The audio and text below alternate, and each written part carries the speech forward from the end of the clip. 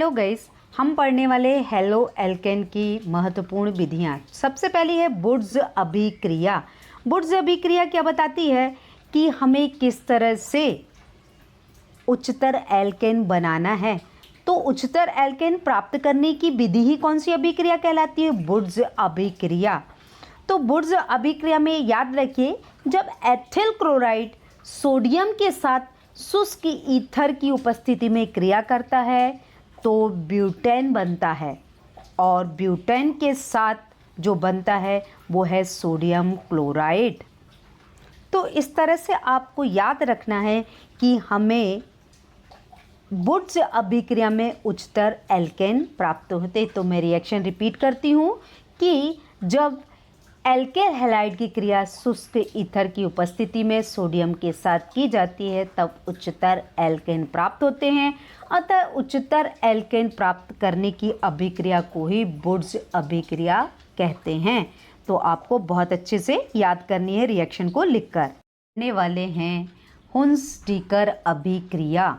हुन्स-डीकर अभिक्रिया में याद रखिए, हमें एथिल ब्रोमाइड या एथिल क्लोराइड इनके यौगिक यानी हमें जो प्राप्त होंगे हेलो एल्केन प्राप्त होंगे। तो ये अभिक्रिया जो है हुन्स-डीकर अभिक्रिया जो है ये डिफाइन करती है कि इस अभिक्रिया में क्या क्या व्युत्पन्न बनेंगे।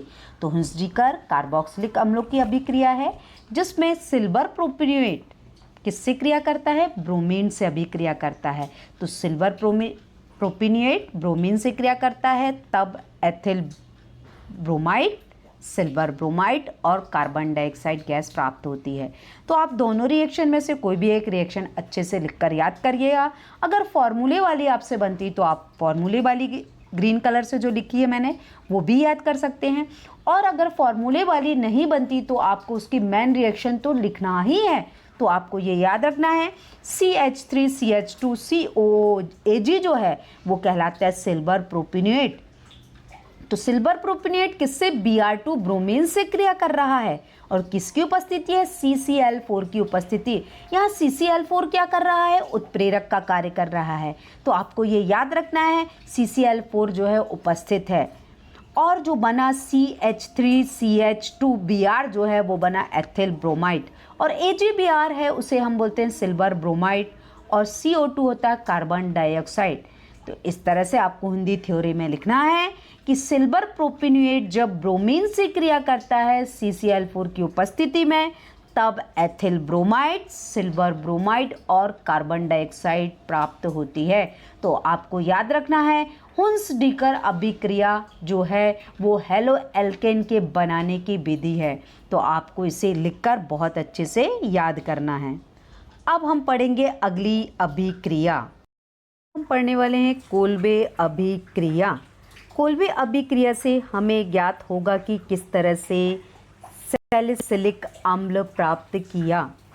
तो फिनॉल की जब सोडियम हाइड्रोक्साइड की उपस्थिति में या सोडियम हाइड्रोक्साइड के साथ क्रिया की जाती है तब सोडियम फिनॉक्साइड बनता है, और यही सोडियम फिनॉक्साइड जब गर्म करते हैं तो यह कार्बन डाइऑक्साइड और H+ आयन का योग होने पर 2 हाइड्रोक्सी बेंजोइक अम्ल में परिवर्तित हो जाता है।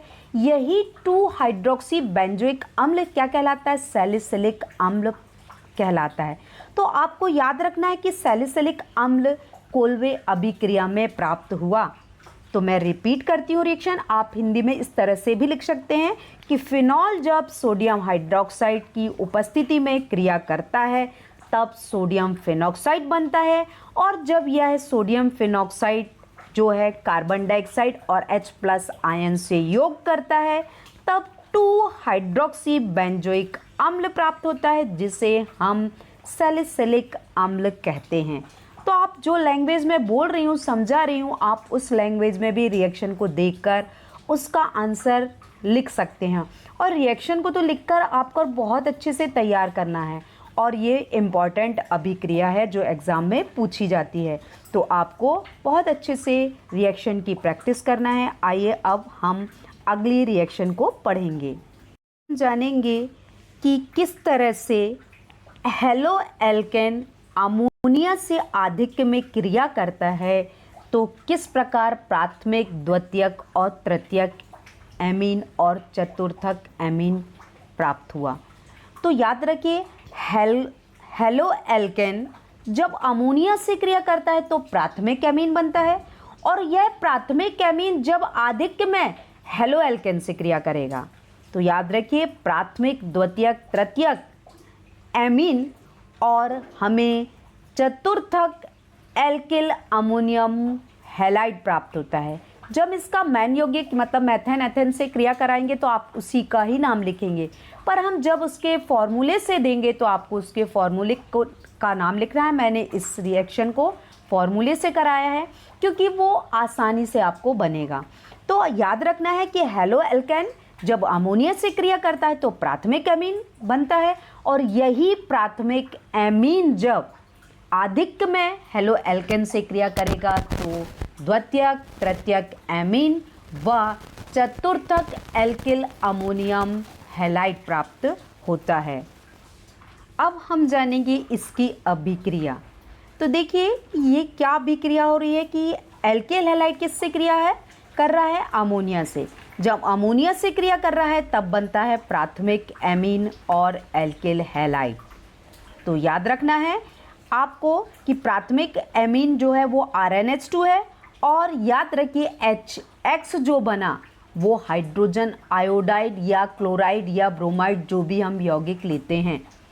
अब इसके बाद जब प्राथमिक एमीन पुनः फिर से हेलो एल्केन से क्रिया करता है तब बनता है द्वितीयक एमीन और हाइड्रोजन का हैलाइड, और जब द्वितीयक एमीन पुनः हेलो एल्केन से क्रिया करता है तब बनता है तृतीयक एमीन और हाइड्रोजन हैलाइड, और जब यही तृतीयक एमीन पुनः हेलो एल्केन से क्रिया करता है तो बनता है चतुर्थक एल्किल अमोनियम हैलाइड। तो यही है आपकी एल्किल हैलाइड से अमोनिया की क्रिया, जिसमें प्राथमिक, द्वितीयक, तृतीयक एमीन व चतुर्थक एल्किल अमोनियम हैलाइड प्राप्त होता है। तो आपको रिएक्शन को आप जैसे भी फॉर्मूले से रखकर या फिर आपको एल्केन के जो ग्रुप हैं उनको रखकर रिएक्शन को बहुत अच्छे से तैयार करना है। ये वेरी इंपॉर्टेंट रिएक्शन है। आपकी ये रिएक्शन दो जगह कार्य करेगी, यहाँ हेलो एल्केन में भी, और प्राथमिक, द्वितीयक एमीन किस तरह से बना उसमें भी तैयार किया जाएगा। तो आपको ये दोनों काम करेगा, इसलिए बहुत अच्छे से लिखकर तैयार करना है। बस आज की वीडियोज़ में यहीं तक। Thank you. तो अगली वीडियोज़ में फिर मिलते हैं।